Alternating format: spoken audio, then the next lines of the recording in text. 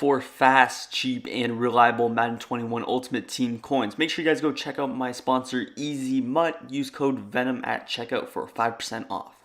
Yo, what's up guys, Venom Fire here, back with another video, and today we're going to be bringing you guys another defense in Madden 21. We're going to continue our theme of the match coverage defense. You guys always show a lot of love on those ones. You seem to enjoy them. Some off-meta stuff that still does work very effectively. So we're going to hop into another one. In today's video, we're going to be in the 4-6 defensive playbook, running this big nickel over G. It's actually going to be a play that I did upload a video on a little bit earlier in the year, but we're going to revisit some of the setups, show some more effective things that would work against today's metas out of bunch mainly. But yeah, overall this video should be pretty helpful for you guys. We're going to hop into our zone drops right away. Make sure that we leave everything on default. Of course, for match coverage, you cannot adjust any of these.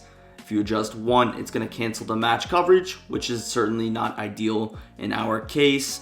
But again, we're going to be in this big nickel over G formation out of the 4-6. This is probably the most diverse formation.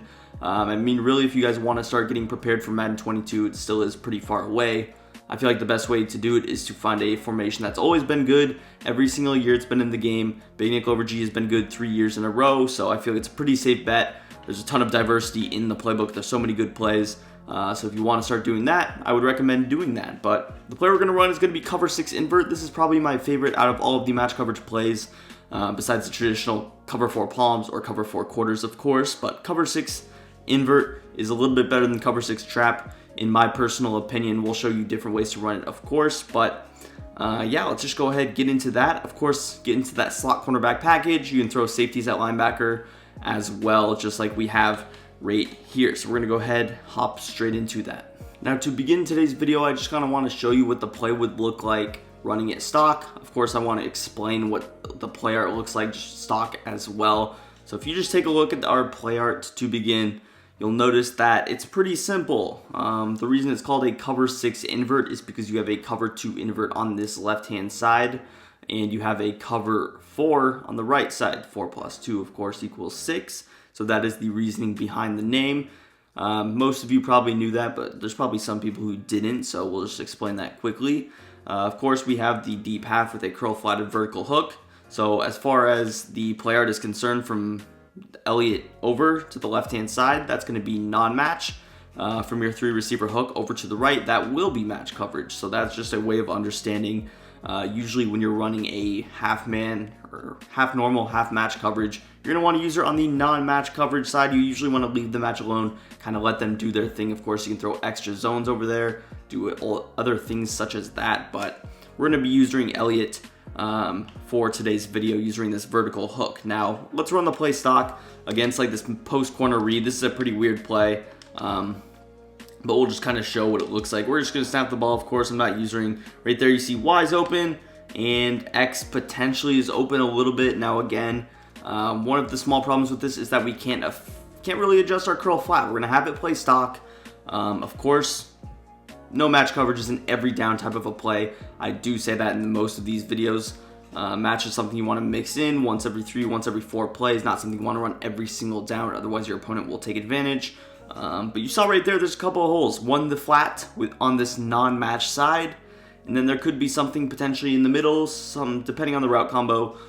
You'll see what happens. But we're just going to start out with our adjustments. We're going to go ahead, pinch the defense. That's going to be R1 or RB.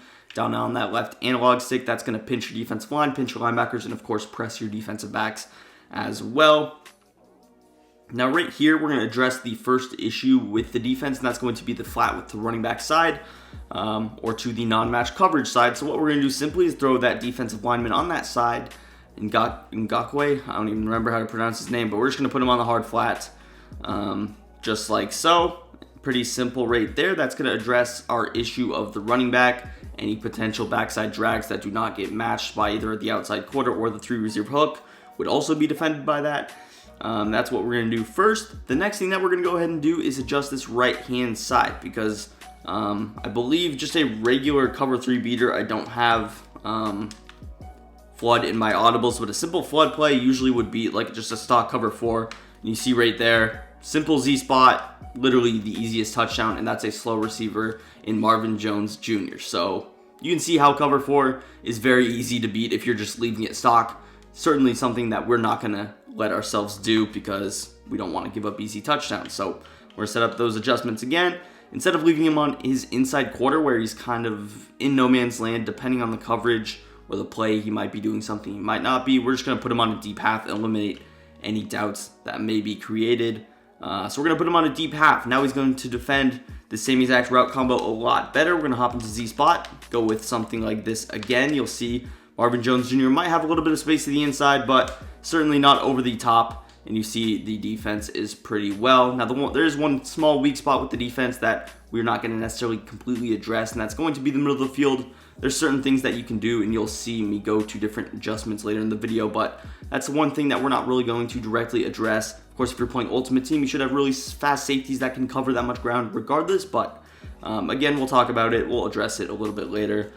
So now we have those two main adjustments, and that's pretty much going to be the bulk of what we're doing for this first way. Again, we're going to get into a couple more advanced adjustments a little bit later, but for now, we're going to run it like this. Of course, we're going to put our user on a blitz to get those faster cuts, and we're just going to set up something just kind of basic. We're just going to go with this, again, post corner read. Let's just kind of readdress it, show what it looks like now. Of course, the setup is not the best, but we'll just kind of work with what we have. So I'm just going to kind of lurk down. You see the coverage pretty well. A is defended by our 3 receiver hook. The outsides are defended well. That left-hand side looked to be covered pretty decently as well. And of course, that backside crosser going from right to left was covered by our match. So that's going to be play number 1. Let's hop into our second play, which is going to be the bench pivot. We're going to run a setup that I like to run out of it, something like this. Again, pinch the defense, X on a hard flat. You're going to deep half LB, and again, this is what we're doing first. We're going to go ahead and snap the ball. Notice how the quarter flat is going to match onto the out route. And notice how your outside quarter should match onto the tight end. Now, again, this tight end route is pretty solid. It's a pretty good route. So it might get open a little bit, but it's going to be difficult for you to throw it over the top with a defensive back who gets pretty good animation. So we'll say that. Let's hop into setup number 3, which is going to be Z spot. We're going to go ahead and run a setup like this. And here's where you're going to see our first couple of problems when you go into a setup like this. Problem number 1 is going to be the tight end hawking up the middle. Problem number 2 is going to be a backside drag that does not get matched on by the 3 receiver hook. The biggest reason for that you'll see is going to be the tight end going vertically. It's going to pull it up. It does not have enough time to recover. So that's what you will see in just a moment. Again, same exact coverage.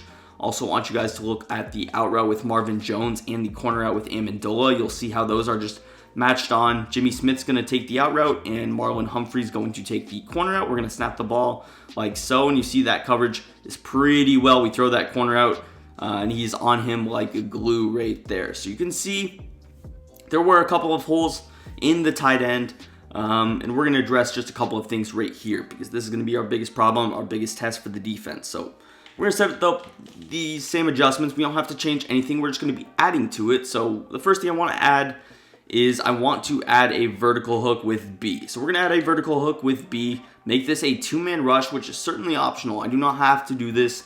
Of course, I could easily take that drag route with my user. I can adjust out of it. I can do different things than what I'm saying depending on the player that you're going up against, but this is just what I'm going to do. This is going to help with the drag route. It's going to help with other routes as well. It's going to take away any kind of a quick out route, maybe a quick seam route, and you'll just see it's overall better for the defense. Of course, 2-man rushes are not too out of the ordinary this year, so not something that should be unexpected. But the other hole was going to be the tight end. Now, we have a couple of different ways to address this. Right now, we have a deep half that is pressed on Kenny Golladay. Now, deep halves that are pressed, you can usually find a way to throw over them. There's a couple of different ways you can throw over them. One, of course, is with a tight end streak, so I can throw it with Hawkinson, potentially get him above. Or if they utilize some motion, if it were a Jets dig play, let's go with a clear out look. Now, clear out's a little bit different, but you would kind of see this route, and it's going to attack vertically, and you would maybe see how it could get open. Also, with Hawkinson, he has a seam route that could get a lot of separation. So I'm just going to run this. I'm going to block the tight end. And you'll see how RB is going to be open a little bit. But you'll see how Marcus Peters is going to take a while to recover. I'm just going to play offense. And you see we have a little bit of lane. Now even Amendola is slow, and he's still able to get over the top. So that's going to be our next issue that we're going to address and going full in depth with this defense. So we're going to set up everything kind of the same way. I accidentally messed up there. But you're going to go ahead, vertical hook B, hard flat X, deep half LB. Now the next thing we want to do, we want Marcus Peters to be back. Now I could put him on an outside third. That's not going to be the best because you're going to have a bigger gap. So I feel like you kind of got to keep him in the deep half from this sense. Again, this isn't going to be an every down defense. If you're running big no OVERG, he's probably going to get this look all game. He's not going to know if you're running match or if you're running cover 3 Mabel, anything like that. But we're just going to show you how to move Marcus Peters back. That's simply what we want to do. We want to keep the rest of the defense pressed, but we want to move him individually back. The way we do that is by pressing Y or triangle, and then we press A or X to go to those individual adjustments, and then we press the player that he's up against. That's going to be Kenny Galladay, X or square, and then you can just push that left stick up, or right stick, I guess, and that's going to manually move him back. Everybody else stays pressed, which we want on the right side, but moving him back is not going to be the worst thing in the world. This is going to help us a lot.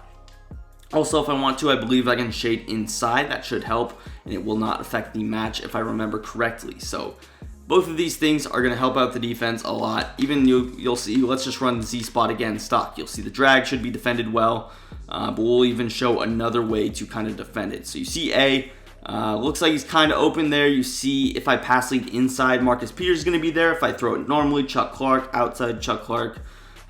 So overall, it's defended a little bit better. You see how maybe you could fit it in, but it's going to be pretty difficult. Again, fast safeties, fast corners at safety. We'll be able to make that play with ease.